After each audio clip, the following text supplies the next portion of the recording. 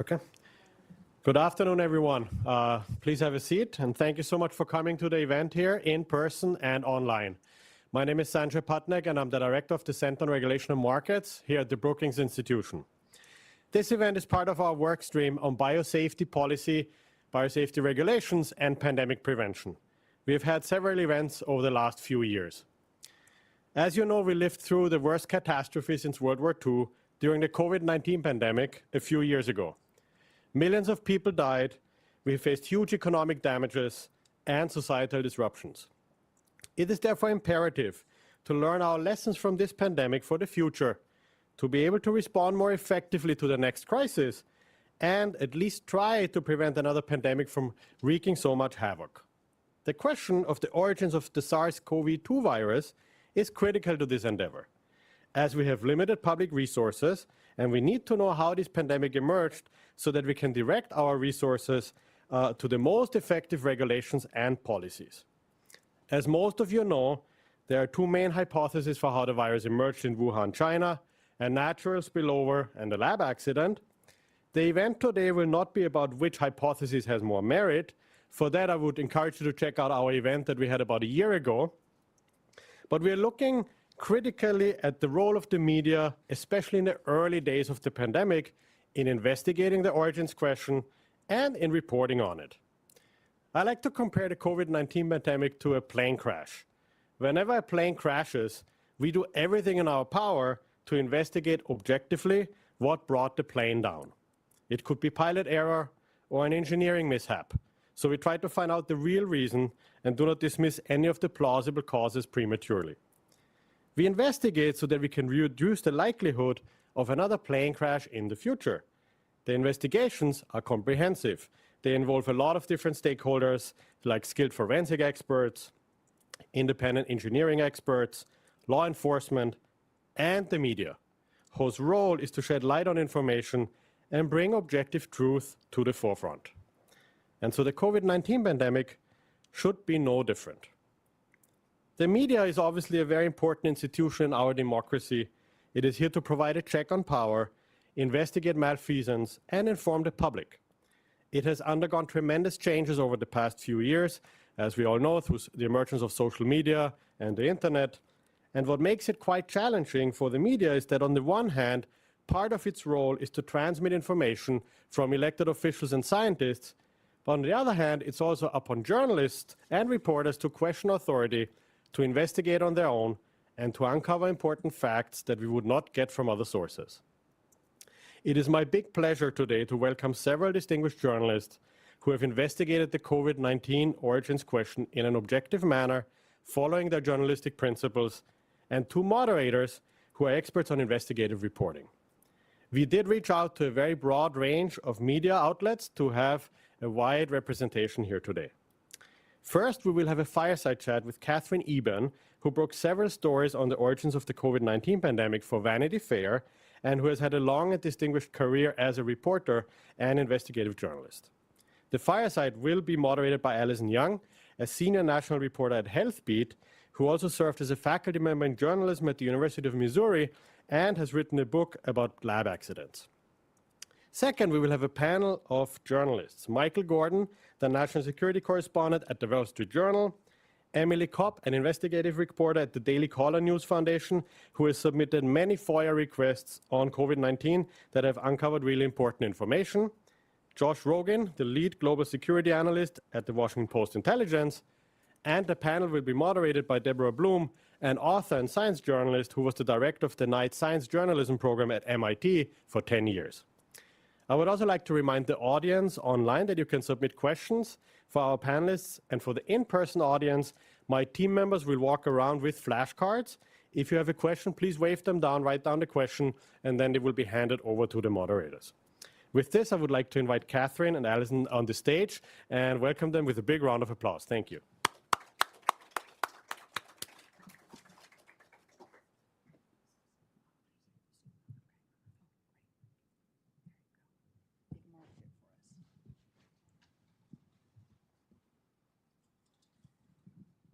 All right, well, Katherine, I wanted to start our conversation by reading some headlines that appeared in early 2020. This is a time in the first few months of the pandemic when very little was known about the virus or its origin. Scientists debunk lab accident theory of pandemic emergence. Another one, scientists strongly condemn rumors and conspiracy theories about origin of coronavirus outbreak. I like this one. Sorry, conspiracy theorists. Study concludes COVID-19 is not a laboratory construct. And this from a March 2020 fact check in a major news organization. Quote, the claim, the coronavirus may have originated in a Chinese laboratory. We rate this claim false based on our research. Overwhelming scientific evidence suggests the coronavirus originated in nature, and there is no evidence to suggest otherwise. So this was the news coverage environment that you began investigating issues relating to the COVID origins question. How did you first become interested in investigating the origins issue?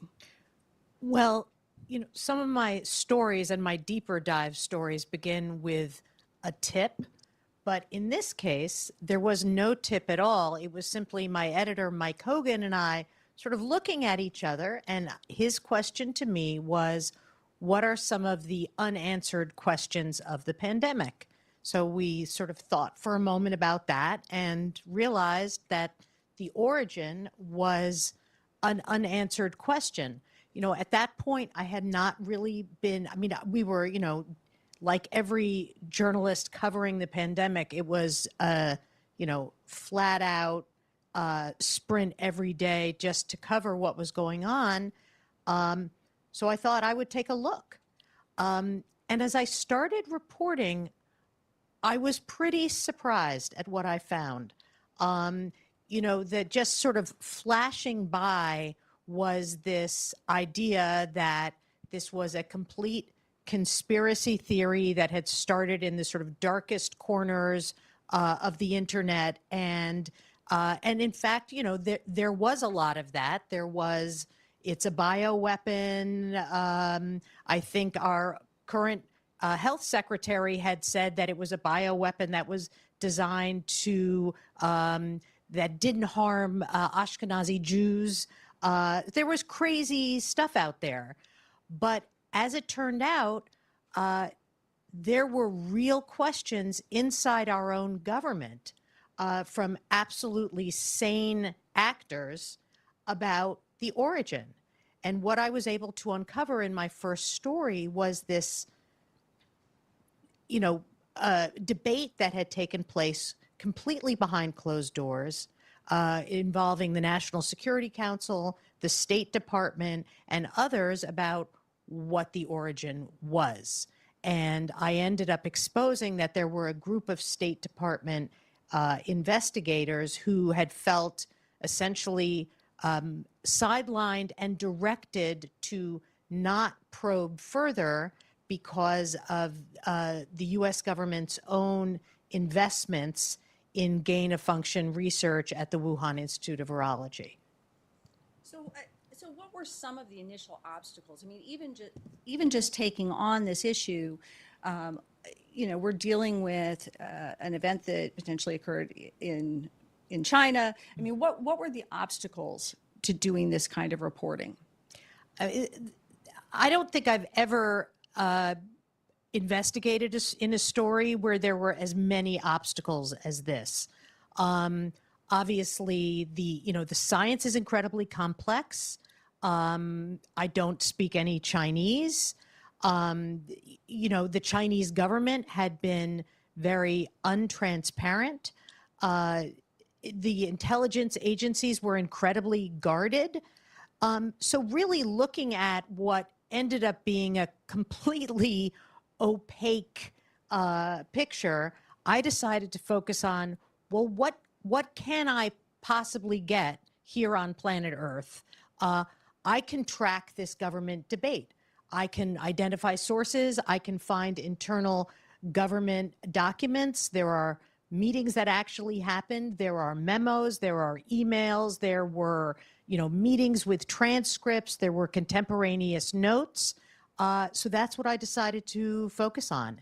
And it was through that this picture started to emerge. And so what kind of pushback did you get when you started reporting in this area, asking questions and publishing on it?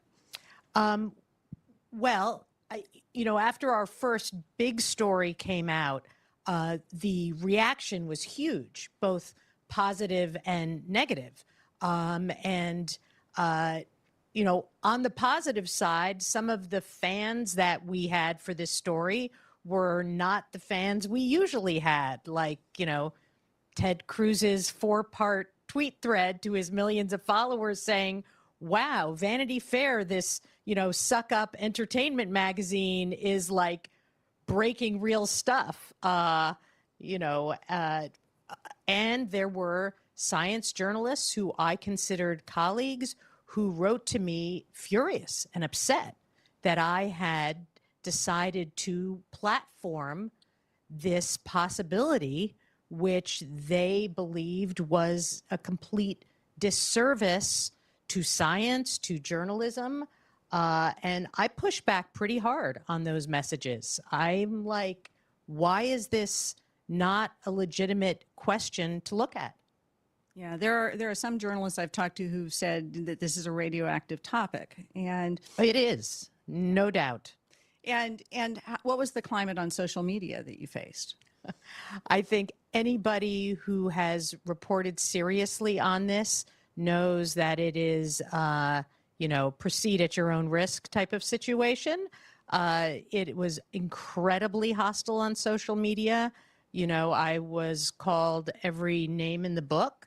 And I was very lucky to have a publication and an editor who they were like, we don't care what people think and what they say. We just care if we're right. Are our stories accurate? Did we get it right? And they completely stood by the reporting, which was just amazing. In the early days of the pandemic, as those early headlines showed, the lab leak hypothesis was widely dismissed by many media organizations as a conspiracy theory. Why do you think there was such resistance to news organizations reporting on the lab origin question? It's a great question, and I think there are a number of reasons for it. One reason I think is because President Donald Trump came out in April of 2020 and said it came from a lab. And that created this sort of autobody response, a kind of immune response to pursuing it, because the view was that if you pursued it, you were essentially channeling a racist sort of conspiracy-laden possibility. And, my view was sometimes the truth is very complicated and inconvenient. And I think we still don't know what the truth is. But my view was, why can't we take a look at this? I think another reason is because science journalists have very tight relationships with their sources, experts, and many of their source experts were, in this case, virologists who were adamantly opposed to this idea, and they saw it as somehow a a detriment to their relationship with their sources if they even raised this possibility. And we do know now subsequently that a former New York Times reporter has come out and said that he was misled by his sources who early on told him there was nothing to look at here. And, you know, I wonder what history on this story would be like had he early on been able to publish in the Times raising this question. I think this might look different. And there have been some of those discussions in documents, in Slack messages, in emails that have come out under Freedom of Information suits that have had some behind-the-scenes discussions about ways to thwart journalist access, whether it is not using government email to thwart the Freedom of Information Act requests, and also some discussion about how easily it is to mislead journalists. Mm-hmm. What was it about your background? Was there anything in your reporting history that you think made yourself more open to exploring this independently? So I had, shortly before the pandemic began, I had published a book called Bottle of Lies, The Inside Story of the Generic Drug Boom. And that was a 10-year investigation into the generic drug industry based largely in India and China, in which I uncovered extensive data fraud that was being submitted to regulators around the world. Fake data. So I knew that what went on in these manufacturing plants, you know, you can have a lot of rules on paper, but what happens in those distant manufacturing plants could deviate extensively from what the rules stipulated. And in fact, in subsequent stories, I began looking at, you know, breakdowns as did other colleagues, breakdowns in the safety record of the Wuhan Institute of Virology. And in fact, as you have uncovered, you know, extensive problems with safety at laboratories. So, you know, you can have as many experts as you want, you know, and this was some of my pushback to my journalistic colleagues who were opposed to my reporting. I said, you know, I understand what the experts are saying, but unless your experts are sources inside the Wuhan Institute of Virology, I think the answer is we don't know yet what went on there.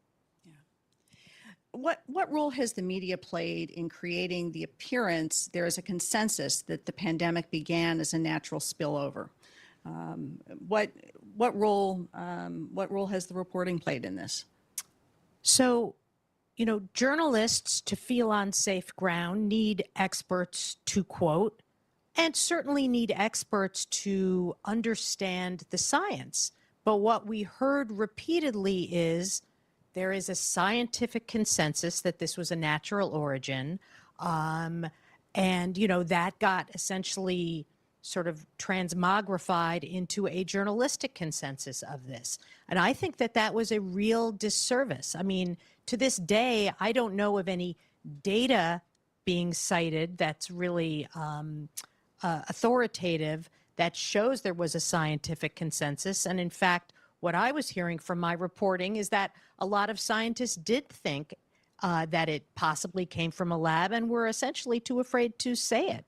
And then we also know that some of the scientists who were, you know, speaking most vociferously about a natural origin secretly did think that it could have come from a laboratory. So I think that the claim of scientific consensus was essentially manufactured and not based on any sort of, you know, reality. So one of the challenges in reporting on how the pandemic began is that some of the key questions involve incredibly complex scientific issues, such as virology and biocontainment. How should journalists balance healthy skepticism and independent reporting with the need to rely on individuals who have scientific and other kinds of technical expertise? I think it's essential for journalists to always consider the motivations of their sources, whether that's their professional alliances, their grant, their grant money, their sort of place in the firmament of the scientific, infrastructure, and basically try to seek out as many people as possible with potentially different motivations, experiences, backgrounds, and viewpoints. And then, of course, to the extent always possible, to get independent documentation. And that is what I was always aiming for, is whether it was meeting minutes, emails, memos, because you can get a quote from somebody of what they think, but what do they really think? And those things really were quite divergent in this story. Yeah, that issue of what was said publicly versus Absolutely. what was said privately has Right. played out time and again in this topic. Have reporters done enough to inform their audiences about conflicts of interest and potential conflicts of interest of those who are speaking out on their opinions on whether it came from a lab or from nature, or whether they know it all? Well, it's a great question. And the issue of conflicts of interest was basically not really touched by the media in the way it should have been. I mean, my first big story, I basically demonstrated how some of the top scientists who had been spearheading statements in the Lancet saying this is a conspiracy theory had a lot of skin in the game. They absolutely were dependent on a certain flow of grants. They had collaborated with the journalists in China, with the scientists in China, and had done their best to sort of steer the conversation in a certain direction. And I think it is, the way science journalism is structured, it's often a just implicit, we trust everybody approach to the experts. And I think you do have to absolutely look at whether experts you rely on are motivated for any particular reason. Yeah, one of the issues that struck me a bit early on was that one of the funders of the Wuhan Institute of Virology was regularly quoted in the media, but there weren't any phrases in the stories saying that this person has been a funder of the research or a participant in the research, and that's common in journalism. We usually do disclose what are the potential motives or associations in stories, and that was lacking, I think, in some of those. Absolutely. And one of the other things, too, that's worth noting is that even some of the scientific journals had some challenges with this, with Peter Daszak, for instance, on that Lancet piece that you mentioned. Even their editor noted in some testimony that he had a very difficult time convincing the author that conflicts should be disclosed, potential conflicts should be disclosed. Right, and we know that conflicts early on were not disclosed and were subsequently disclosed. But though between the sort of group letters that were published saying this is a conspiracy theory, and early academic papers that were scientific papers that were published, it was pretty much the claim was, made that this was decided, this was done and dusted, and it was a market, natural origin, and we can all move on now. Yeah. When it comes to the question of the origin of the pandemic, how do you think the news media's performance will be perceived 20 years from now?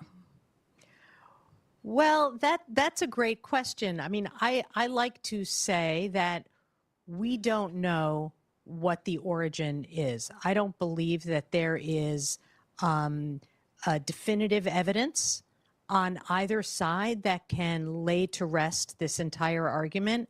I don't know if and when we will get that evidence, and I think to me, the jury is out as to, whether we'll find out and what we'll find out. But I do think that if it proves to be a lab origin, we can look back at a pretty woeful performance by the media.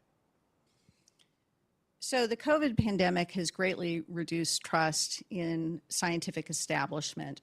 And there was a new Gallup poll released earlier this month that found Americans' trust in news organizations has fallen to a new low. Just 28% expressed a great deal or a fair amount of trust that journalists will fully, fairly, and accurately report the news. Did the news media, in how it covered the origins question, contribute to this loss of trust in these two institutions?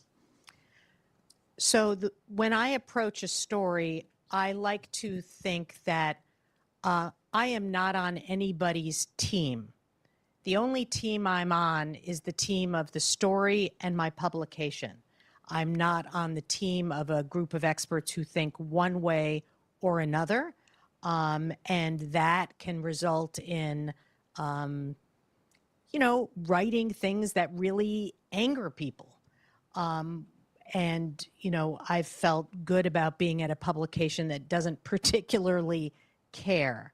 But I do think that the idea of sort of wanting the storyline to go a certain way does diminish trust.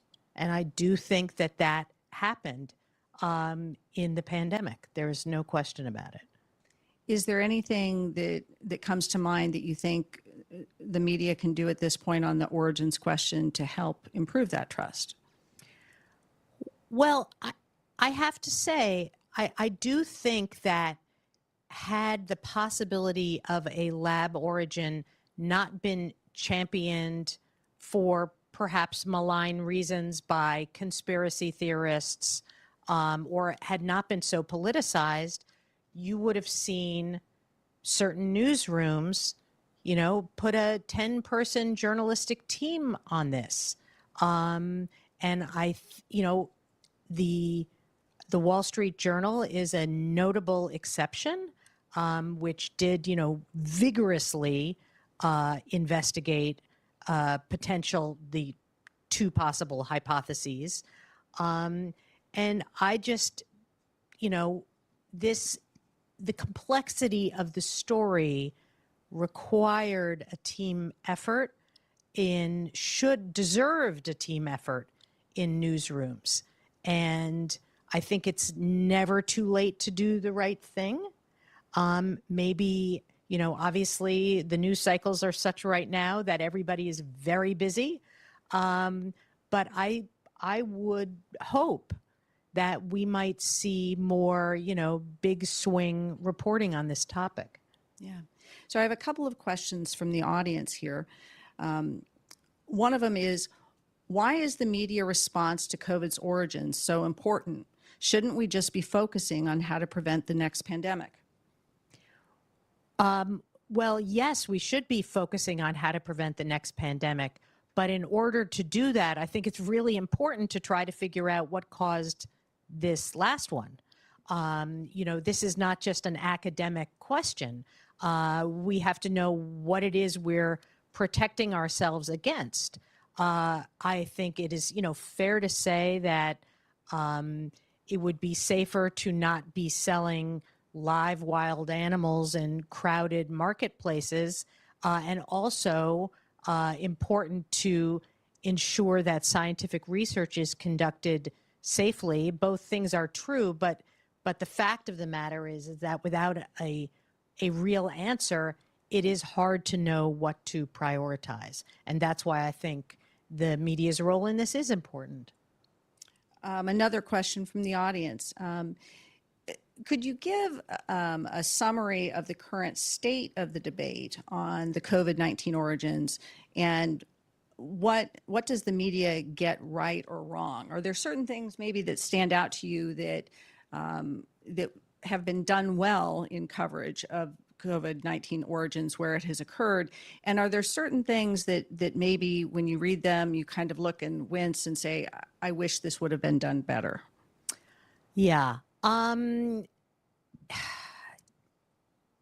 I I think that, there has been a very good effort by some journalists, some in this room and some on editorial pages, to really try to get beyond the, what are the experts saying, and to look for source material.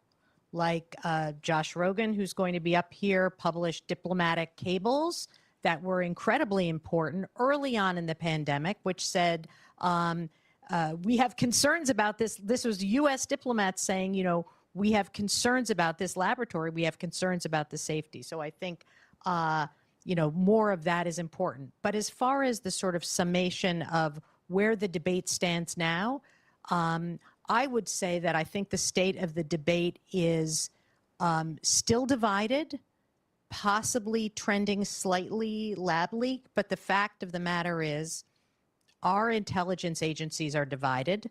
There is a real split in the intelligence agencies. The WHO has recognized both hypotheses as possible. You have other countries around the world that seem to have, slightly shifted. So German intelligence has come out and said, we believe it's a lab origin. And then you have virology experts who believe and contend that they have published dispositive evidence in favor of a market origin. So I think we're pretty far from any kind of consensus. So this is a question from one of the online viewers. Why did it take so long for information to start becoming public about the origins of COVID? That's a good question. I would say probably one reason is because of the complexity of the topic. I mean, this is just, between the challenges of getting information out of China and the complexity of the science and the fact that the, group of scientists in the world who really understand the science is very small, and the politicization of it, I mean, it did truly become radioactive. Yeah. And I mean, one of the other things that we talked about earlier is there has been a reluctance to release information under the Freedom of Information Act. Absolutely. And so, that has been a drip, drip, drip of revelations, and we're not there yet. So, there's still litigation going on, and there are still redactions that need to be lifted. And, the Biden administration had pledged to declassify a lot of material related to COVID origins, and the result of that fell far short of what people were expecting. So I think there is whether the classified information will yield anything dispositive, we do not know. Yeah, and on that, I mean, that was a rare moment of bipartisanship in Congress, that there was that legislation that said it had to be declassified, and we're in a new administration, and it still has not been released. I mean, one thing that concerns me now is that because the current Trump administration has been so vociferous in stating that it is a lab leak, I'm concerned that information that comes out in this politicized climate will not seem credible. And I think a tremendous opportunity was missed for a 9/11 style commission, a bipartisan commission that would have looked at this. And that was just a tremendous loss to public understanding. So one last question, and this one's from the audience. Due to how messy the story has gotten to this point, do you ever think we will know the truth? And if so, will it be widely accepted?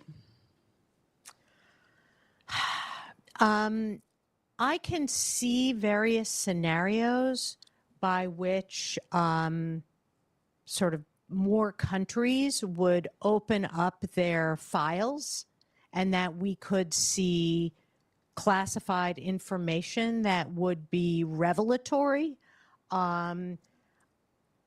Is it possible that the Chinese government could decide for whatever reason to disclose everything it knows, or much of what it knows, or more of what it knows? That is possible too.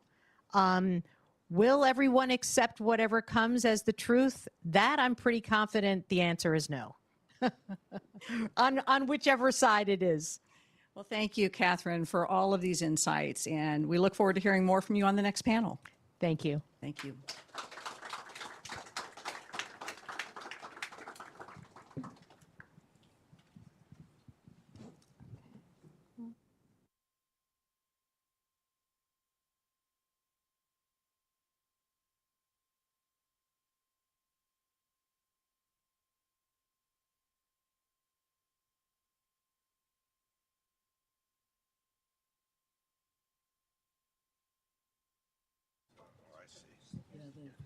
Choices are made for us. That's good. It's okay, right? Okay, I think another chair is coming. Or should I just stay in this chair?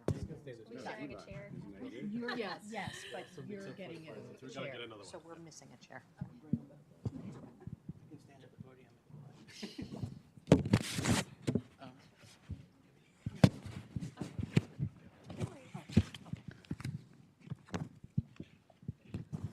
Hi, my name is Deborah Blum. Welcome to this larger panel exploring the issue of COVID-19 origins and how the media covered it. I'm probably the one totally geeky science writer in this mix, and so I want to say a couple of things in that regard before we get started. Obviously, I don't think we're going to solve the question of what the origin of COVID-19 was today, although this is a brilliant panel and it's always possible. But I think it's really important to look at why that matters. And I think it's from the science journalism perspective, I want to say this. Consensus is a moving target. And one of the things that we as science journalists learned, particularly in coverage of climate change, was that there are never two sides. If you report climate change as Dr. A says, Dr. B says, good luck out there, listener, viewer, or reader, figuring out what this means. You fail everyone. So over the last decade or so in science journalism, we've tended to do what I think of as consensus reporting. Where does the weight of the evidence sit? And report from that perspective. Here's what the weight of the evidence is. That is not a perfect approach because sometimes the consensus is wrong. And this came up repeatedly when I was still at MIT, points in the history of science, and we all know them, where the consensus was nuclear weapons are a wonderful thing, or plastics are, a wonderful thing. The consensus is often wrong. So one of the things that's important for us as journalists and us as members of the public to acknowledge that we're always reporting on a moving target, which includes this. But why does the origin matter? So there's two things going on, and I had a really great conversation before we started with Josh about the fact that there are not just two sides to this story, right? We tend to say, oh, it was a lab leak, or oh, it was a market-based issue, when in fact, there are multiple scenarios that might be possible. It could have been a lab leak. It could have been a biowarfare engineered lab leak. It could have been an accidental lab leak. It could have been at the market. It could have been a spillover event somewhere else. We don't actually know any of those things at this point. And to some extent, when we're talking about consensus reporting, we do everyone a disservice, I think, by suggesting there are only two options in this story. The other part of this is that the reason we care, and Katherine and Alison had a great discussion illuminating this point, is that sooner or later we're going to be confronted with another pandemic. And the more we understand the origins of pandemics, the more that, I'm going to say theoretically, we can do some preventative steps in getting between the next pandemic and ourselves and not seeing the millions of deaths that we saw associated with COVID-19. So if we're looking at weight of evidence and we look at the history of pandemics, most of the ones we understand, zoonotic origin pandemics, are spillover events. If you look at hemorrhagic fevers like Ebola, if you look at SARS-1, if you look at many of the influenzas, Those are naturally occurring zoonotic spillover events from one species to another until they evolve to a point that they're dangerous to mammals and then infectious in humans. So if we're trying to figure out what the next pandemic is, we cannot afford to take that off the table.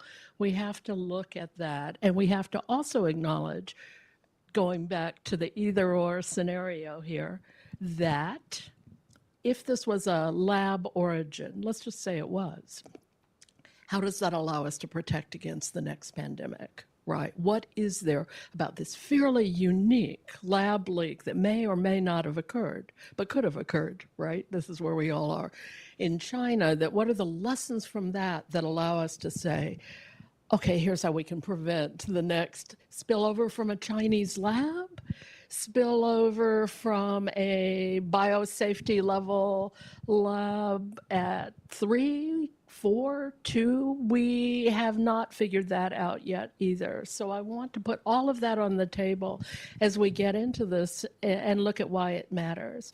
And I want to start by turning to Emily here on my right, and then we'll go this way, and ask each of the new panelists, how did you come to this story, right? What was it that made you say, in the same way we heard Katherine say, here's what brought me into it, this is something that matters and I need to peel away some layers of this? Sure, yeah. I mean, I think I came to this story through great reporting. When I first read Nicholas Wade's story in the Bulletin of Atomic Scientists, I stayed up all night reading as much as I could and started emailing Richard Ebright right away about, okay, what other records could we get if we had subpoena power and if we could FOIA in order to shed light on this puzzle. Can you tell us who Richard Ebright is, Emily? Sure. Yeah, he's a professor at Rutgers who for decades now has called attention to this growing cottage industry of gain-of-function research and high security labs, and has sort of been a foil to Anthony Fauci's enthusiasm for this cottage industry. So started emailing with him right away, stayed up all night reading. I remember reading one of Katherine's stories around that same time about this group of independent sleuths called Drastic, and started following all of them on Twitter. And I think one advantage I had being relatively early in my career is that maybe unlike other investigative journalists, not on this panel, but at institutions like the New York Times, is that my ego wasn't threatened by some of the best investigative reporting on this subject happening on Twitter. So I was enjoying the threads that I was seeing being pulled online, and was super inspired and wanted to jump in. That's a great start. If I move over to you, Josh, can you tell me what brought you in? And I'm curious because a lot of your work has been more in the issues of security and intelligence. Was it something where you were doubting the scientific position, doubting the government position? Can you tell us what brought you into this? Yeah, thank you so much. Can you hear me? Thank you so much. First of all, it's so great to be here at Brookings, where I had my first internship as a college undergraduate at the George Washington University in the year 2000. And to be back here as a speaker is a real honor, so thank you so much. When the pandemic hit, I was in the middle of writing a book about U.S.-China relations in the Trump era called Chaos Under Heaven, still available for sale wherever books are sold. And I was, very well sourced because I was well into writing a book about U.S.-China relations in the Trump administration.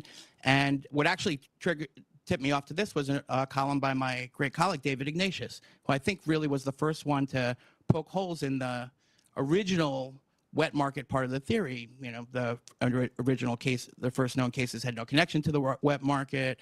A significant number of the early cases, even back then, weren't related to the market. So he was the first one to sort of comment that the wet market theory itself had some holes in it.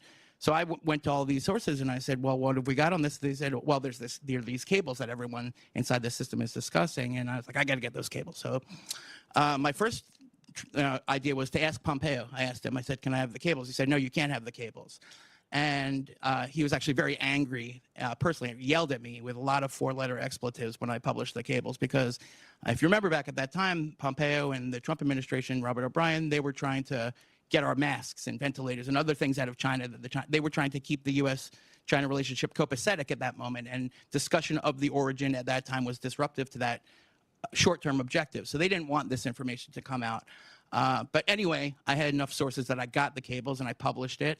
And that was when Trump was asked about it. That was the day after I published it, April 14th, 2020, the day after they asked Trump, Mr. President, what do you think about this? Do you think it came? And he's like, yeah, it probably came from the lab, right? So that immediately politicized the lab leak theory, because Trump didn't have any credibility, you know? And then, of course, when the scientists like Fauci and Daszak came out and said, oh, that's a conspiracy theory, they had credibility. So part of the reason that I think that a lot of journalists went with Fauci and not with Trump was because Fauci had credibility and Trump didn't, which is pretty obvious, right? So there was some of that, you know.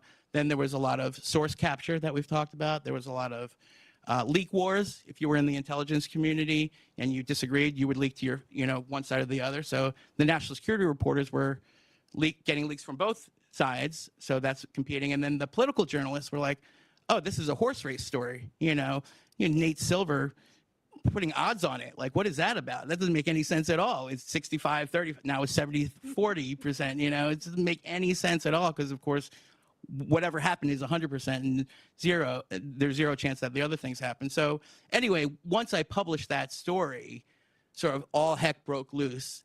And then I was, you know, I was on the hook to keep reporting on it. And that's all I did. Very simply, you know, we don't know what happened. You know, let's investigate both sides. And why are some people telling us not to investigate both sides? What's that about? And like you, Katherine, I had the privilege, the very luck and privilege to have reporters and editors at the Washington Post who supported me and, you know, made sure that the articles were airtight and made sure that, you know, we were dotting all of our I's and crossing all of our T's. And that's why I think the reporting stood up. And does. Michael, would you like to talk also about what brought you into this? And I interviewed Trump about it. Do you want to hear about that? Sorry, we can next round. Okay. Actually. But let's let Michael have his turn. Michael. Yeah. Okay. So I sort of stand here as a proud member of the mainstream media, and I don't agree with the premise that the mainstream media ignored the lab theory, because I know my organization didn't. And from the very start, we simply didn't have enough information to go on to determine it one way or another. It wasn't a hard thing to get involved in. Americans were dying. Over 1 million died. It was an economic calamity, and it was happening. There was a pandemic. And so there was a journal-wide effort to plunge into this, involving science reporters. And we even had a guy, I looked up the article again, and it was in May 2021 in China, who in his attempt to investigate the theory that there could be a connection between research at the Wuhan Institute of Virology and a mine in southwestern China, from which samples were taken, got on a mountain bike, pedaled to the mine.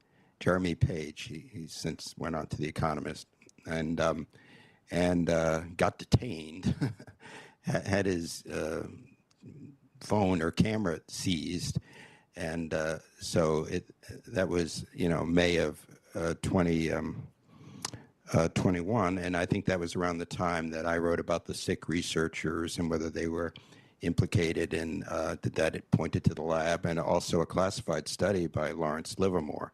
So that was pretty early days. But in my own individual case, I'm unlike some here. I don't have a deep science background, but along with my colleague Warren Strobel, who's now at the Washington Post, we covered the intelligence community.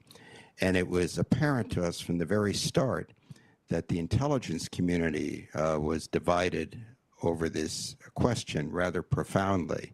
And we spent years digging out what, not just that they were divided, but what were they divided about? What were the arguments within the intelligence community that were made by people, by Jason Bannon and FBI, in favor of the lab leak theory? What were the arguments by Adrian Keene on the other side? And what were the sort of the pros and cons of these different arguments? And one of the things that was a challenge for all of us was that the ODNI, though they acknowledged there were divisions among the agencies, they didn't really explain what they were about. They wouldn't even identify the agencies. And in fact, until we outed the Department of Energy, which was quite significant because they control the national laboratories. And so there was, not much to go on, but that's how we approached it, through the intelligence community. And what's interesting is that over the past years, I do think there is a trend toward a assessment, which is, at least within the intelligence world, the Department of Energy, which controls the national laboratories, the FBI, which has the Bioforensic Analysis Center, and now most recently, the CIA, as of December, have all come down with varying degrees of confidence in favor of the lab theories, and also one component of DIA, the National Center for Medical Intelligence, even though the parent agency didn't take that view. And so those people within the intelligence community who have the actual scientific chops and have really dug into this over time, not instantaneously, have arrived at the lab leak theory, although with different degrees of confidence. I wouldn't argue so much that the media had ignored the lab leak theory as much as that in general it trashed it. And what you saw was a pushback from many media outlets saying, this is a conspiracy theory, and I think that came, and I want to also come back to Josh and hear about his interview with Trump. But one of the things that's interesting to me is now we are talking two narratives. We're talking the main narrative from scientists, which is this does not have any credibility. And we're talking what you're describing as this sort of growing arc of intelligence argument that it does. The scientific argument really took lead for quite a while as opposed to the intelligence analysis. Why do you think that was? Well, I think, a lot of newsrooms, for understandable reasons, when the pandemic broke out and it was a question about the origin of a complicated virus, leaned on the science journalists who were captured by their sources, some who admitted it, some of them anyway, sorry, not all of them, many of them. And then, of course, they then went to the national security journalists who were getting competing leaks, which created a sort of, canceling out mechanism. And then once it became political, well, then it just became a whose side are you on story. And all of the left-leaning organizations went one way and all the right-leaning organizations went the other way, and the mainstream outlets were scared to sort of, seem to be leaning left or right, so they basically stayed away from it. And that's the reality of how I don't think there is a media. I don't even think there is a mainstream media. I think we talk about the media. I've worked in the media for 21 years. It's very diverse, and there's papers, and then there's editorial pages on those papers, then there's websites, then there's Twitter, then there's partisan outlets, then there's independent journalists. So just talking about the media, sort of misses the fact that every media organization handled it differently, and overall the reliance on those people who had the best sources at the time, Fauci and the rest, proved to be a critical mistake. Do you want me to tell the Trump interview story? Okay, so so this was October 2021. So President Trump was already out of office, and I had a chance to interview him for an hour about the U.S.-China relationship, and the whole thing was wacky and just off the wall. You know what I mean? And there was but he was very, kind of upfront and at least, very talkative, let's say. So at one point, I get to the point of the COVID origin story, and I said, President Trump, you've said many times that you think, there is some relationship to the lab leak or whatever, some relation, somehow the labs were involved. What is the basis for that conclusion? How did you come to that conclusion? Why did you say that publicly? And well, Josh, we have a lot of intelligence that sheds lights on it, but I can't tell you about it. It's classified. And for anyone out there who's seen, or interviewed Trump or seen people interview Trump, the best way to get him to answer the question is just to ask him over and over and over again, So I was like, come on, President Trump, just tell me, you know what I mean? Just tell me this one time. Well, Josh, I'm going to write a book about China later, and I don't want to scoop my own book with your book, so I'm just going to keep it to myself. All right, but just go ahead. Just tell me what it is that you want to. He said, well, you know, it's kind of common sense. Blah, blah. I'm like, yeah, but you just said there was specific intelligence about the origin that you used to rely on when telling the nation as the President of the United States that it probably came from the lab. What was it? And he's like, all right, I'll tell you one thing, and you can use this, and you can use it to dig, but I'm just going to tell you this one thing, and then we got to move. Okay, what is that one thing? And he leans and he says, the body bags. I said, what? He's like, the body bags. They were all over Wuhan, the body bags, the body bags. He's like, go ask people. Go ask Pottinger, go ask Pence, go ask Pompeo, go ask Bolton. They'll tell you all about the body bags. And I was like, okay, I guess I've come to the end of this line of questioning, and I have no idea what he's talking about. So I went back and I talked to Pottinger and Robert O'Brien and Pompeo and all these guys who were in the know at the time. And they explained to me what the body bags thing was. And basically what had happened was that at the beginning of the pandemic, Matt Pottinger, who was Deputy National Security Advisor at the time, went to Trump with evidence that the numbers in Wuhan of deaths were way, way more than what the Chinese government had reported. And the evidence that he showed them was open source information about the crematoriums working overtime for weeks upon weeks. And there were tons of crematoriums just churning out, you know, ashes. People lined up to pick up their ashes. Just again, open source that showed that the Chinese government was very likely misleading people about the scope and scale of the pandemic. And Trump, in his mind, had converted crematoriums to body bags and then assigned that to the origin, even though that entire episode was neither classified intelligence nor related to the origin, because all it did was tell you that more people had died than the Chinese government was admitting, which spoke to their cover-up of the scope and scale of the pandemic, had nothing to do with the origin. So what that means is that the President of the United States was making this assertion that he had classified evidence that their lab was involved based on a misinterpretation of evidence that was not classified, that he had garbled in his head, okay? Now, that doesn't speak to the fact of whether or not the lab leak is true or not, because he was talking about something that had nothing to do with it. But that is exactly why the President of the United States believed that the lab leak was present, which just shows you that, you know, the broken clock can be right about twice a day. Josh, Can I chime in here? One small point. That's the true story. I have a small point to add on that, which is that when President Trump said in May of 2020, what you pointed out, that he thought a lab, I looked up, he said he had a high degree of confidence that it was a lab. And we all had to cover this. They presented no evidence, zero, not a briefing, nothing classified, unclassified, nothing of any kind to validate this. And I've subsequently gone back within the intelligence community and asked, FBI, you said it was a lab leak with moderate confidence. Had you reached that determination by May of 2020 when President Trump asserted that? No.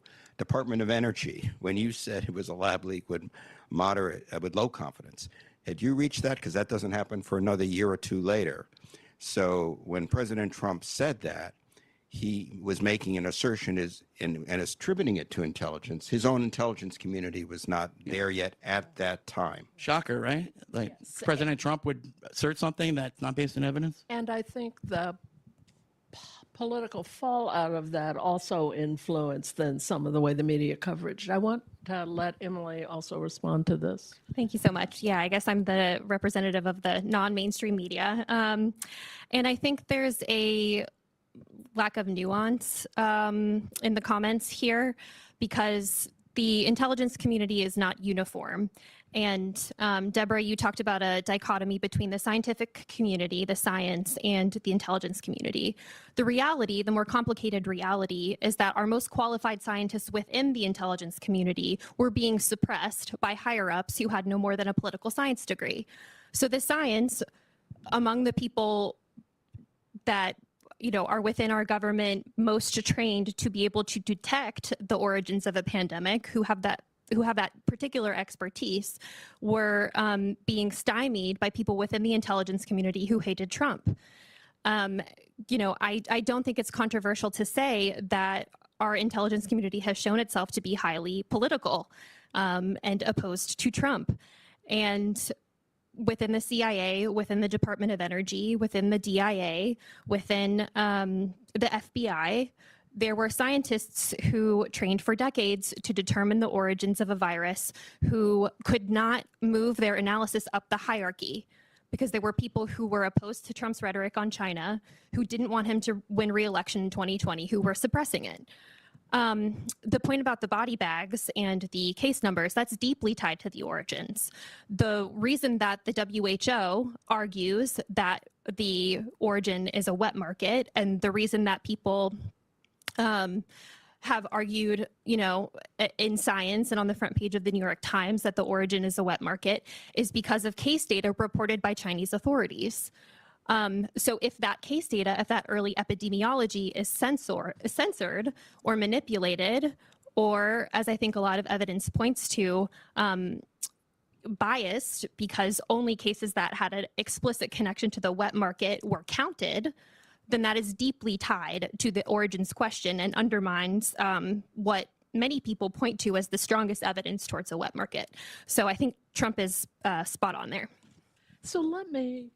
Yeah, just a quick response. I mean, this is based on the reporting, but the cover up of the scope and scale could be attributed to the Chinese government regardless of the origin. In other words, if it came, there's plenty of natural spillover theories that have nothing to do with the market. So it's worth making a distinction that the cover up of the scope and scale of the pandemic in Wuhan is of course indirectly related to any of the theories, but would have been covered up whether it came from the lab or the market or another scenario, any of the many other scenarios. But suffice to say, you're right that the early data was manipulated in a corrupt way by the Chinese government. That much is certainly true.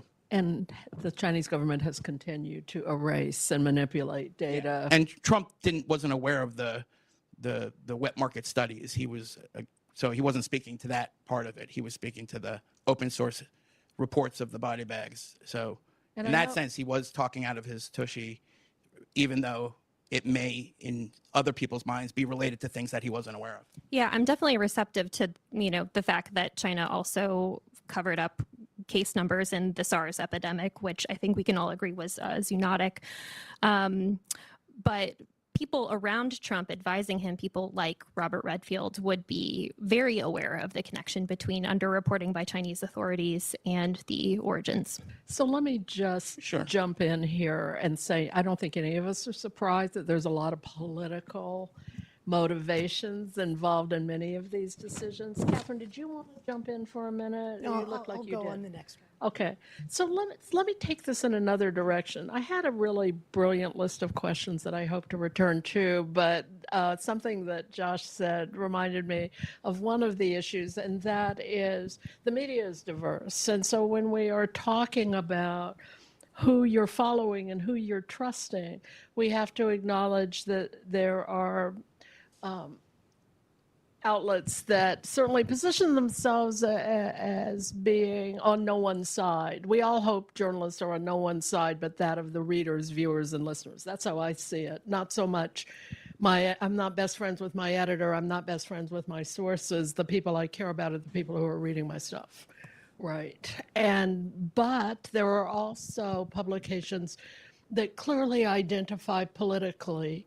And so I want to put Emily on the spot about this for just a minute when we're talking about diversity of the media. And then the rest of you should feel free to jump in. And that is, I think it's fair to describe the Daily Caller as being identified with more to the right than, I'm saying that very diplomatically, Emily, but having a more right orientation. And what I'm curious about is this, and I want to tell you all that I actually investigated Emily before I came here to moderate, and some of my friends from the New York Times spoke very highly of her ability to do first-class FOIA work, which I hope to return to. So this is not a hit. But what I'm curious about is this. Say that you are reporting on the COVID-19 pandemic. Your publication is associated with leaning in a certain political direction. How do you overcome that in terms of people taking seriously what you're reporting? How do you do what I'm going to call trustworthy? Because we're talking about trust, right? Trust in journalism, trust in science, trust in political sources, the whole panorama of trust. But how do you try to report in a way that says, trust me? Yeah, I mean, I think my strategy, because I didn't have a big name coming into this story, was that I relied on primary source documents. With the help of the organization I was at prior to the caller, U.S. Right to Know, we publish in full all of our FOIA tranches. And I think people appreciate that they can read the source material for themselves. I think this was especially useful and effective in this story. Katherine was talking in the previous panel about how difficult it is to assess, stories as scientifically complicated as this one when sources might have a conflict of interest. Any NIH-funded scientists, which is millions of them, would have an incentive not to share scientific evidence that could reflect poorly on Anthony Fauci. And so, if it's challenging to assess virology and virologists have an interest in pointing the finger away from the field of virology as the cause, I think primary source documents help with that. And so that's why that has been an emphasis of mine. I think, one thing that is very important, I think, for the media is in the politicization, journalists were being given scraps of documents. So, for example, some of the congressional committees were handing out, a paragraph here, a paragraph there. My position is we don't report on partial documents. If we're going to report on it, we're going to see the entire document, and we are not going to cherry pick. We're not going to allow cherry picking. We're not going to platform it, and we're not going to do it ourselves. And I think that is just very, very important. I mean, cherry picking can make for a great headline and a lot of clicks, but it can be deeply misleading. And I think that is one of the important things about, for example, releasing a whole tranche of FOIA documents publicly. I agree with you. Michael, you've done some detailed reporting looking at intelligence community assessments and also the timing of it. But what I want to ask you is this. When you see these intelligence community reports go into congressional committees, Katherine's actually comment reminded me of that. Do they cherry pick it? Do you see them accurately representing what the intelligence community is telling us? And again, how do we report on that?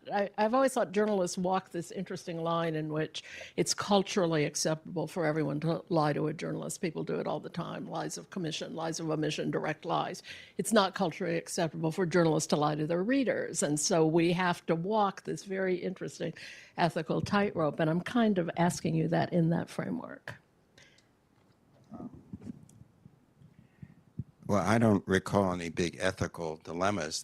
Part of the problem is because of our polarized society and our partisan politics, and this was mentioned earlier, there was no dispassionate 9/11 style commission of experts that sought to get to the bottom of it, even if they couldn't reach a definitive conclusion, but could only do it with degrees of probability. There was a nascent effort to try to establish such a thing, and it didn't happen. So you had various congressional committees, many of whom had agendas against the Biden administration, against Fauci, against whomever. And they would unearth some good work, which had to be evaluated independently of the agendas of their chairman sometimes, or their members. But just because it comes, from an oversight committee didn't mean it was the last word on things. It was just another input. And so the Congress was divided, the committees were politicized, a lot of the debate was politicized and ad hominem. The intelligence community was divided, the State Department was divided, even under Pompeo, as Josh knows. We don't care about that particularly, except that it makes it, we're trying to get to the bottom of it. At least if we report on the divisions, we want to explain what they're about substantively. You know, why are these divisions? And for example, the zoonotic theory, in my view, became weaker over time because they didn't find any animals, not one. There are counters to that. Also, you know, if you think the geographic origin might have been in Southwest China, there were no other cases found in Southwest China. So then, you know, why is that? And we would confront people in the intelligence community with that. They didn't have a good answer for that. So I think the media's job is pretty simple. It's accountability for both sides. We can't fix the problems of society, but we can do accountability for Trump, accountability for Biden, and just to lay out, you know, what we can find. But I think what really accounts for the fragmented nature of the coverage is the fragmented nature of our politics and our society. Yeah, I'm not sure we're going to be able to fix that today. Let me ask you this, Josh. Early on, I want to go back again to intelligence information. And early on, you reported on these 2017 cables that had been sent out by people in the State Department concerning especially the sort of woeful understaffing and maintenance of some of the biosafety measures at the Wuhan Institute of Virology. And these particularly focused on BSL-4, which is the most, if you do it right, the most stringently protected kind of dangerous microorganism lab work. However, when I talked to people in the virology community, what they're mostly shocked about was that at WIV they were doing some of the COVID research at a much lower level of containment biosafety too. So I wonder if you could talk a little bit about that and whether you think we in the media fully were able to convey what those risks truly were at a laboratory in China where we had very little access. Sure. So, you know, a little bit about the Wuhan cables. So they were written in late 2017 and early 2018. So they necessarily don't shine any light on a pandemic that occurred 2 years after they were published. So they don't speak to the origin directly. However, there's two big, I think, new ideas in the cables. One was that, as you said, the Wuhan Institute of Virology was operating a BSL-4 lab, which by its own admission, by the claims of its own scientists, was understaffed. And also that as part of that, the Chinese government, the relative Chinese government regulatory authorities had also restricted that BSL-4 from conducting certain types of coronavirus research as it related to human infection because the Chinese government itself had concerns about the lab. And the second big revelation was that the U.S. diplomats who visited the lab specifically identified the bat coronavirus research, whether you call it gain of function or not gain of function, the research that was meant to accelerate the evolution of the virus and test its ability to intercept with human cells, which sounds familiar, you know what I mean? But anyway, that research, some of which the Institute had published in late 2017, was risky and according to one of the cable writers, could cause a pandemic, okay? So that's two separate things. There were safety problems at the lab by their own admission, and two, they were doing this risky research, some of which they had publicized, which matched pretty uncannily the research that may have led to the outbreak of the virus. So when I published those cables, because these were very significant claims, I made sure that I had the full document. I then reported out the context, which I think is key when you get any leak, by interviewing several officials who, not only the people who actually went to the lab and who I talked to, but also senior U.S. officials and intelligence officials who had seen the evidence and even the classified evidence, and then experts who had no stake in the game, but who were experts nonetheless on the subject matter. And then and only then did I publish it, when I had the full document, the reporting, the context. And in that reporting, I was able to uncover the internal debate over the origin, which at that time was already raging. Now, that didn't prevent various people in the media or in the scientific community or in the Chinese government or in the Chinese media, state media rather, from making assertions about the claims in the cables that were just false, or either mischaracterized it or misrepresented it or misinterpreted it, or all three. So even though I thought, and my editors thought, we still think that we did as much as we could to verify and contextualize the leak information and back it up with other reporting, the mischaracterizations and misinterpretations and attacks came from all sides anyway. So in a sense, there's really nothing you can do about that. But that wasn't your question. What was your question? I've completely forgotten my question, but Katherine. Yeah, let me just jump in and say, so in subsequent reporting, what I found was there was a long history within the U.S. government of scientific experts deeply concerned about the funding of risky research overseas, and particularly in China, where there was a lack of visibility into sort of what was happening with U.S. taxpayer dollars, what the actual research was. And in one of my stories, I identified that the Department of Energy officials had actually warned NIH officials previously about some of this research.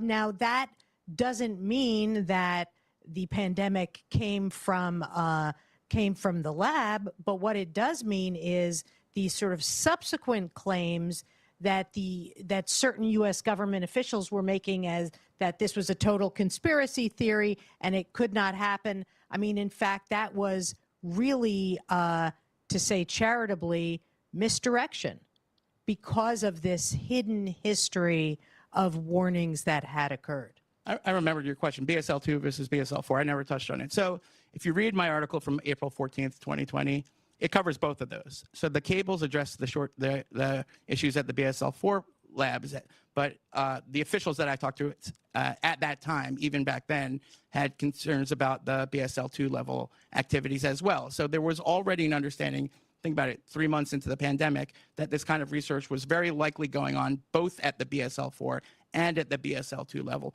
both of which were concerning for separate reasons. Okay, so much later, when Katherine and others did more reporting and fleshed out the extent of the research that was done at the lower safety level, yeah, that was even more shocking. But even from jump, there was an understanding that a lot of this research was being done at various levels, including at the Wuhan CDC, which was 9 miles away from the Wuhan Institute of Virology and much closer to the market, by the way. So there were a range of concerns that that were debated very hotly inside the administration, some of which were turned out to be supported by more and more evidence as more and more reporting was done over time. And I want to come back to you for a minute, Emily, in this way. Did you find, you have a long history of doing FOIA research. Was it more challenging regarding this subject? And was there a particular document or piece of information that you were able to uncover with using Public Record Act requests and FOIA work that surprised you, or that you thought illuminated a lot of what we're talking about in a way that hadn't been seen before? It was extraordinarily difficult to get information out of the NIH. This is not the CIA. There are no national security secrets at stake here, and yet we could not extract documents about U.S. taxpayer-funded coronavirus research going on in Wuhan. So that was surprising. And then, we were only seeing it from, the perspective of getting back redacted document after redacted document. And then as a congressional investigation progressed, they have subpoena power. They were able to be a little more effective in getting certain documents out of the NIH. And what it exposed was a conspiracy to subvert FOIA within the NIH director's office and the NIAID director's office. This longtime aide of decades to Anthony Fauci, said that the FOIA lady at NIH had taught him how to avoid records requests. Another close aide of Fauci of decades would strategically misspell words. So if you submit a FOIA request, it's often using keywords, and you can subvert a FOIA request if you use strategic misspellings of what you're spelling. So I think hopefully we'll see more documents about how widespread those efforts to undermine the law, public records law was at the NIH, but that was a major surprise. We knew it was difficult to get records. We had no idea that there was a conspiracy to hide them. And to your second question about whether there was a particularly illuminating FOIA, we got frustrated with the NIH. And so I had the idea to FOIA the U.S. Geological Survey. And you're asking, what does the U.S. Geological Survey have to do with infectious diseases? They were a partner on this grant proposal called Diffuse that some scientists likened to a blueprint to generate a virus just like SARS-CoV-2 in the lab. It shows that scientists, American and Chinese scientists working with the Wuhan Institute of Virology were interested in SARS-like coronaviruses that had receptor binding domains that were 20% different than SARS and that had a furin cleavage site at the S1, S2 boundary. And lo and behold, a couple years later, what do we see out of Wuhan? A SARS-like coronavirus whose receptor binding domain is 20% different than SARS and has a furin cleavage site at the S1, S2 boundary. So we wanted to learn more about that. I submit this FOIA to this agency that few people have heard of. And I think their FOIA officers had not been instructed by the FOIA lady. And so we were actually able to extract records. And what it showed, it actually relates to the discussion about BSL-4 versus BSL-2. It showed that the American scientists working with the Wuhan Institute of Virology lied to their intended funders about how much of the work that they intended to do in China versus the US because they didn't want to raise red flags. And a virologist who designed these experiments, this reverse genetics is what they call it, Ralph Barrick at the University of North Carolina, said in the margins of the draft grant proposal as they were going through the process of writing it, that in China, you'll probably be growing these viruses in a BSL-2, but American scientists will freak out. So they knew not to put in the grant proposal that they intended to do this work in a BSL-2, but that's precisely what they intended. And maybe eventually the entire American public will understand what a BSL-2 is, and we'll be able to really get some of this information out there. One of the things that comes up, and I referenced this earlier, is the issue of who you trust. And Alison certainly mentioned some of the studies that show that trust in the media it's always low. The trust in the media has always been low, and in general we tend to suffer, I think, from what I think of as the shoot the messenger problem, which is that if we're any good, we write stories people don't like, and they respond to the fact that we've written a story they don't like by describing us as fake news. And so there is this sort of cyclical problem of trust in the media. But out of the COVID pandemic came, I think, a greater sense of mistrust in science itself that results from some of what happens, some of the stories. I want to particularly see if all of you can address the proximate origins paper controversy and the release of the sort of backstory of conversation. And if you guys aren't familiar with this, this was a paper written by people closely allied with NIH and often funded by NIH that sort of declared that the only possible answer to the COVID-19 outbreak pandemic was a naturally occurring spillover event, and they had solved all the problems. And it later came out through FOIA and other investigatory work that, in fact, some of the scientists talking about it, even in the course of doing this paper, were not quite so sure and had sort of confidentially shared those doubts, right? I think I've described that fairly accurately.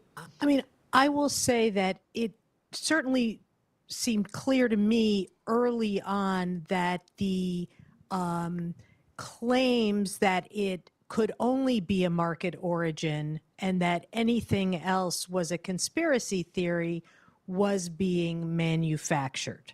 I mean, you had a claim from the White House podium by Dr. Fauci that he could direct the media to a paper that had been published.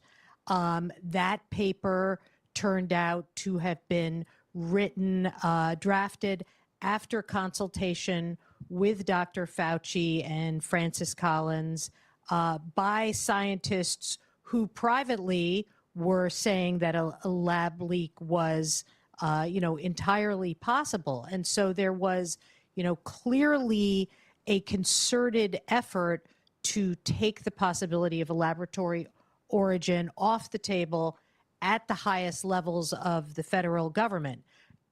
Did that mean that it did come from a lab? No, that's a different question. But there is an issue of the manufacturing of consensus, and that was, I think, extremely damaging to the public trust. Yeah, I agree with all of that. I think it's pretty clear based on the private communications of the writers, based on what they said publicly, that there's a huge gap there, that what they were saying privately and what they were saying publicly was totally different. And now we know that. But since this is a panel about how the media reacted, I think the salient point to make here is that we've talked about source bias, right? My sources are these guys. They've never lied to me. Plus, that's how I make my living, is by having these sources. So I'm not going to burn these sources. That's one thing. The journalists are, spoiler alert, human beings. We're all humans. We try to remove our biases from our reporting. It's an imperfect, unachievable ideal, but the struggle toward that ideal is where the integrity in being a journalist lies, okay? And we're all subject to source bias. And then we talked about political bias, which we all have, which we all try to account for. This is an example of confirmation bias, because since that was the first thing, and it was so, all the names were so established and everyone was like, okay, I guess that's that. Once a journalist, any journalist or a paper or any outlet had committed to that, they don't want to admit they're wrong. I don't like a correction any more than any other journalist, but when I face one, I admit it because I know that's important for my credibility and integrity. But institutionally, no, most of these organizations that I was reading, they believe that, and now they're stuck with that. And that, as much as anything, source bias, political bias, I think confirmation bias is a big reason of how we got here. Michael? I have one point on the Proximal Origins paper. I haven't focused on the paper per se, but it's just a matter of public record that there was a rebuttal to the Proximal Origins paper written within the intelligence community that Warren Strobel and I revealed, and we weren't the only ones, in an article in December of last year. But and it was done by 3 scientists within the National Center for Medical Intelligence. And so sometimes we think there's science and there's intelligence. No, there's sciences in intelligence. And one was a PhD and a reserve Navy captain. They're all PhDs, and they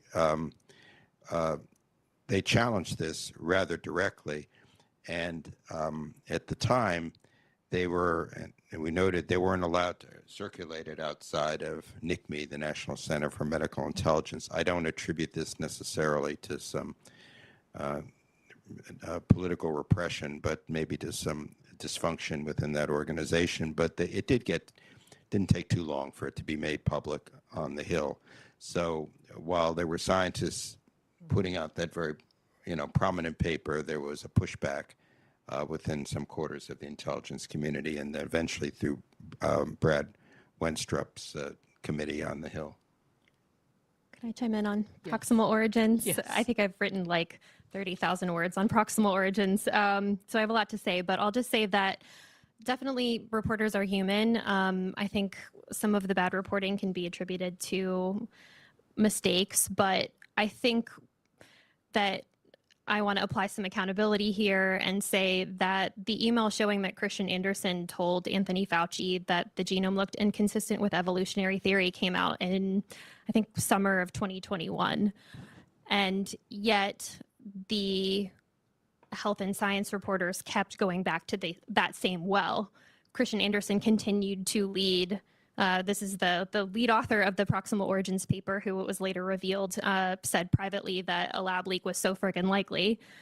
He continued to write a hugely influential paper in Science that I mentioned earlier that was featured on the front page of the New York Times, and subsequent papers. And those papers were funded with a grant that he received shortly after working hand in glove with Fauci to write Proximal Origin. So, so I do want to apply some accountability and say that there were flashing red signs by the summer of 2021 that Anderson was not credible, and that his co-authors were not credible, and that these people projecting a sense of bravado about the lab leak theory is definitely conspiracy theory were not credible, and why the health and science reporters, again, not on this panel, but hugely influential ones, kept going back to those same sources and his co-authors. I don't think that was good practice. I do want to just mention a sort of mechanism of conflict of interest, and that is, and I'm not sure this worked perfectly during COVID, but most journals, when you publish, require you to actually put at the bottom of the article where your funding comes from. And that really dates back to pharma, right? We saw a whole series of issues in which scientists who were also getting money from companies, pharma companies, or had even founded their own pharma companies, publishing articles about pharmaceuticals in scientific journals without disclosing. And that became such a scandal that now, for the most part, I'm not saying it worked perfectly in this case, but for the most part, there is, in fact, a certain level of transparency in science publication that identifies conflict of interest, right? I think that's really important. And I think in the same way that this shows you that journalism is, to some extent, a self-correcting process. One of the points of something like this is for us to say, what did we do right? What did we do wrong? What could we do better? You certainly see that in the science community as well. And you certainly see lessons from what we were transparent about and what we weren't, in the way scientists talked about COVID-19 and in the way we covered it. I have a question here from the audience that gets to how influential are we, which is, how much was the confusion within the intel community influenced by popular media or science narrative? And I always want to say probably not much, but maybe I'm wrong. I'm curious as to your own take, starting with you, Michael. I'm just going to put you right on the spot, as to how much you think the way we covered this pandemic drove the conversation about origins. Or were we not as relevant as we hoped we would be? I'm not sure I know the answer to that, because I'm not in the intelligence community, and I don't know to what extent they weigh these external factors. But I thought the intelligence community some of the agencies did some good work, but there was a problem in the way it was approached. And the problem is fundamentally bureaucratic, and it exists to this day. The assessment that was ordered up by President Biden was run through ODNI, the Office of the Director of National Intelligence, who at that time was Avril Haines. And the actual body that drafted the assessment was the National Intelligence Council, which kind of had a vote on this issue. The independent agencies, the FBI, which has good expertise and didn't shy from making the judgment for any political reasons. The director later went on Fox Television and trumpeted it. Energy, geographic, spatial, NSA, this, that, and the other. They all submitted inputs to ODNI, but ODNI had the pen. They were the editor. They drafted the documents that you see in some unclassified, sanitized form.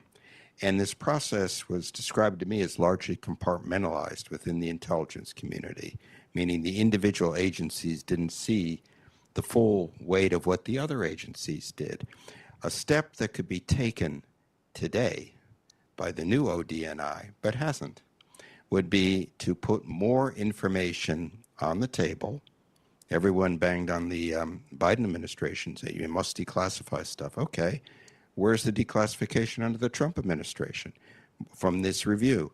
And also to release in some form the independent assessments or inputs of all the individual intelligence agencies that were kind of homogenized and smushed together and edited and then presented to the White House.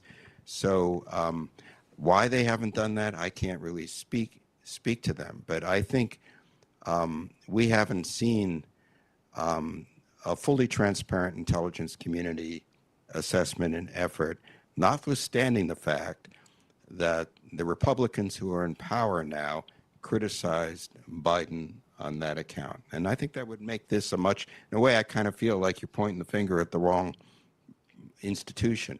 Media's got its problems, its imperfections, it makes mistakes, it fixes mistakes, it is what it is.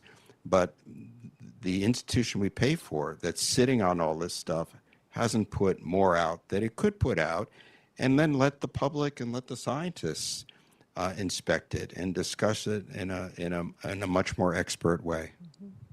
Couple of quick points. Again, I think we talk about the intelligence community the same way we talk about the media as if it's a monolith. It's not. 17 intelligence agencies, hundreds of thousands of people, all who have different views. I've met many intelligence community professionals who hate Donald Trump. I've met many intelligence community professionals who love Donald Trump. I've met many intelligence professionals who don't feel one way or the other about Donald Trump. I've met many who support the lab leak, many who support natural spillover, many of whom say they don't know. So any discussion has to understand that there's a wide range of views on this inside many different intelligence agencies. What I would note is that the agencies that came out, as far as I learned this from your reporting and your reporting, that more in favor of the lab leak theory were those who had actual forensic investigators, because at the end of the day, the origins question is not a political question. It's not even chiefly a scientific question. It's a forensic question. Something happened. We need to find out what that something is. And the FBI and the people at Fort Detrick and the people in the Z Bureau, the Department of Energy, those are the scientists who do forensic investigations. That's the apparatus. They were all sidelined. And when they finally got into the file, they pretty much all came out low or medium confidence in favor of the lab leak. So that's something to think about. And when that investigation came out in the Biden administration, when I was talking to senior Biden administration officials, especially White House officials, they always said the same thing.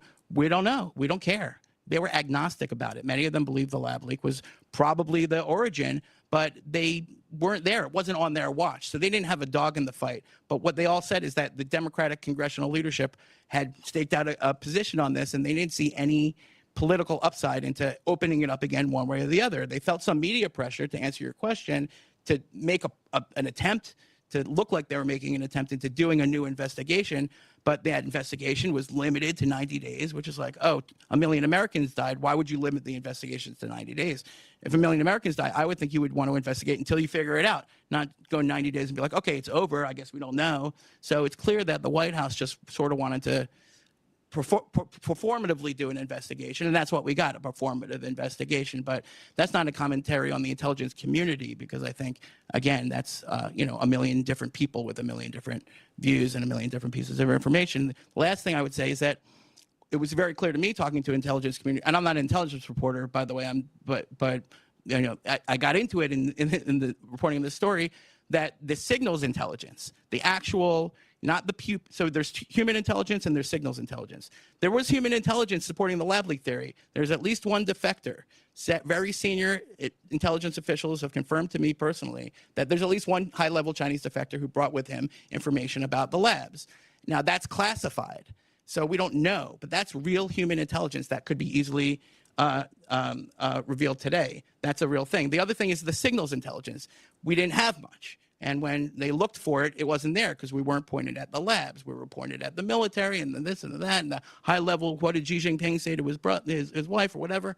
But we didn't have a lot of good signals intelligence on the labs. So it just wasn't, there's a huge gap that the intelligence community hopefully has fixed in the 5 years since. And so I think if you look at the intelligence community's sort of shortcomings on this, is that they weren't pointed at the scientific community, and the human intelligence that we got, we never really learned about. And the contractors who were actually working on behalf of the Defense Threat Reduction Agency were some of the conflicted scientists. They had contracts with the intelligence community. So put that one in your head for a second.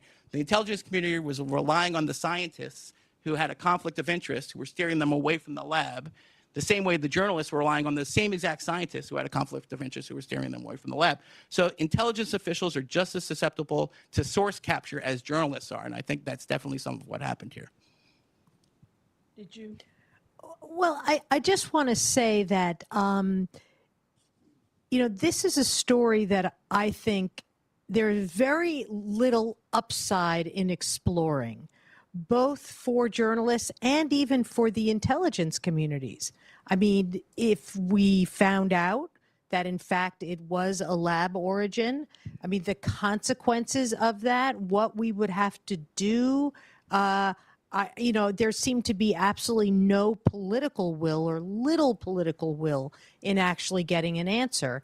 And I think the same can be said for the journalistic community. For people are going to pursue this story, and what's the journalistic upside? You're going to get called every single name on Twitter, on X. You're going to be pummeled. You're going to lose sources. You're going to be yelled at. Your publication is going to get heat. And I think this sort of collective conclusion was maybe this is just better left unexplored on a lot of levels. And yet, sooner or later, we're going to have another pandemic. And so going back to what journalists report the story. It's not as we're always saying, and now we're going to fix everything, right? But one of the reasons we actually do these investigations and tell these stories is theoretically we're trying to contribute to the idea that next time round, which is inevitable, we're going to do better with this. So one of the things that happens, I think, when we focus so much on the lab leak or the many iterations of lab leak is that we forget that the majority of pandemics are spillover, natural spillover events. And I want to mention, for instance, in the United States, and Katherine has written about this, we've got an avian, speaking of spillover, an avian influenza that is circulating on dairy farms and cattle farms across the United States. A lot of virologists will say that this is a primary concern for them because the longer this virus sits in these dairy herds, the longer it's able to evolve in a mammalian species rather than an avian species, the greater the likelihood that it'll eventually adapt to being pathogenic to other mammals, including us. So when I hear people talk about where is the next pandemic likely to start, people talk about it here. So does the fact that we're focused on a lab leak in China really give us the kind of will and the information that allows us to say, but are we doing the same thing here? Yeah, absolutely. I mean, when my editor had asked me to just do a quick turnaround on bird flu, and I was just trying to answer questions that my sources had posed, which is, why is the U.S. government moving so slowly? And what I found was that there had been a significant effort at obstructing the response by the USDA, which was shielding the dairy industry. That is really a scenario that kind of was a mirror to what we had been yelling about in relationship to China, right. That they had been obstructing access to the truth, that they had been slow walking the response. It happens here as well. And it's a legitimate question as to what we're trying to accomplish. Are we trying to actually share information that will help us protect ourselves? Or are we trying to expose, misstep and wrongdoings in China and the United States? Are we trying, what would you say is the primary goal, Emily, when we do this kind of coverage? Yeah, I think H5N1 is actually a really good counterexample to COVID because it has been smoldering in animal populations for a long time, but has not yet gone pandemic. that's why I think that the emphasis on lab-generated pandemics is totally appropriate, because when you do gain-of-function research, you are putting your foot on the gas pedal of evolution, and you are circumventing decades, perhaps centuries of evolution that may or may not happen in nature. Just because most pandemics in the past have been zoonotic doesn't mean that we're not approaching a point with, synthetic biology and AI, where now the main concern is gain-of-function research and lab-generated pandemics. I think the evidence overwhelmingly points to a lab origin of COVID, and we haven't instituted meaningful reform in response to that. So I think, H5N1, definitely we should be concerned, but Ron Fouchier did experiments, over a decade ago. He did, but let's hold to what we're talking about right now. It just hasn't produced any pharmaceutical products that help us prevent H5N1 from going pandemic. So, For the rest of you, we've got just a fair minimum of time here. Do you think that, what's your own assessment of the media's performance overall? Did we get the message out we wanted to get out? Did we educate the public in a way that the American public can make intelligent, informed decisions about what comes next? I think that all of the institutions in our society failed pretty miserably during the pandemic, not just on this, but on a lot of different issues. So I don't think the media is an exception to that rule. I think there's a government failure, scientific failure, a media failure, a diplomatic failure, because remember, a lot of the reason that we don't know and may never know what happened is a concerted Chinese government effort to cover it up and hide the evidence and disappear the scientists and disappear the journalists who were reporting into it. And that cost them and spread misinformation through their massive propaganda and media apparatus. So we haven't even talked about the Chinese media side of this, which was a huge factor in why the COVID origin debate got so screwed up, because they were pumping the entire world and leaning on people. Remember when the Chinese government punished the entire country of Australia for proposing an investigation into the origin? They stopped buying all their beef and wine, crippled their economy in the middle of a pandemic over the lab leak, because they didn't want the Australian government to look at. That had a huge impact, So when we talk about the media, again, it's a lot of different parts of the media. I put the Chinese media at the top of the blame list, and the international and American media somewhere lower down. But no, we haven't really fixed any of those problems in any coordinated way, and I'm skeptical that we will. Katherine? I think it's hard to say that the media in a blanket way failed. I mean, there are certainly journalists who fought hard to get to the bottom of this, to try to inform the public. I think we have to remember the sort of fracturing of the information ecosystem and the difficulty in getting messages out through this sort of hurricane of different platforms and different mediums. But clearly, overall, the media does not walk away from this with a winning grade. Michael? I think the media did a pretty good job, and in a difficult environment, and I think this panel is an example of it. It wasn't perfect. I could look back on my own work and think of ways it could have been earlier or more comprehensive of stuff, but it's all out there, and for anyone who wants to actually read it. And and one thing that's interesting is it was hard to do because of all the things here: scientific complexity, classification, compartmentalization within the intelligence community. But when we did these stories, they attracted enormous reader interest, enormous. Some of the most, I don't live or die by these things, metrics, but in terms of clicks or dwell time, is we measure it in the number of minutes someone reads the story.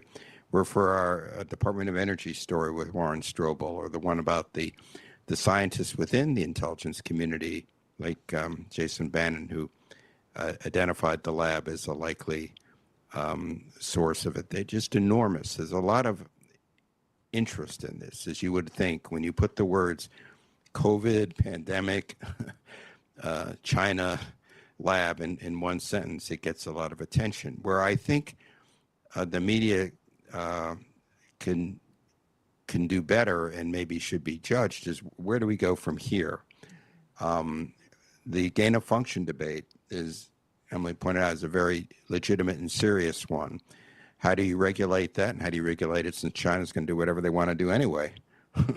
So regardless of what we promulgate here, and I think that because our society is a little bit asleep, you have to scrounge around to get a COVID shot.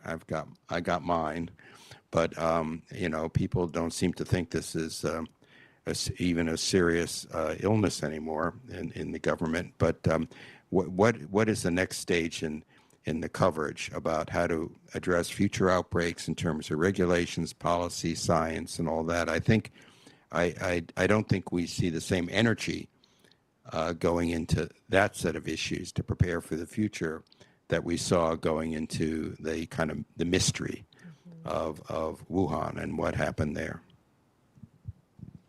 I think the media failed. I think it speaks to the success of the individuals on this panel that it's even a debate. But if we're determining the success of the media based on what I think should be our highest calling, which is obtaining accountability, the media clearly has failed. 1 million Americans died, and Ralph Barrick still has an open invitation at the most prestigious scientific journals in the world to continue to publish his work on engineering coronaviruses. So I think it, again, speaks to the success of the people on this panel. I definitely count myself among the people who have helped, steer us away from the public discourse that discounted this entire debate as the stuff of conspiracy theory.